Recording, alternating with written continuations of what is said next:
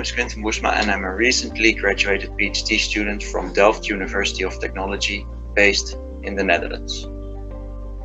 My research focuses on natural fracture network characterization using numerical modeling, outcrop analogs and stochastic simulations. I've also worked on several subsurface case studies. Here, I applied my knowledge of natural fracture behavior on several geoenergy related problems. I'm greatly honored that my work, done in collaboration with my co-authors Rahul Prabhakaran, Hilario Bezerra and Giovanni Bertotti, on a large fractured pavement outcrop in Brazil, has won the 2020 EHE Norman Falcon Award for Best Paper of Petroleum Geoscience.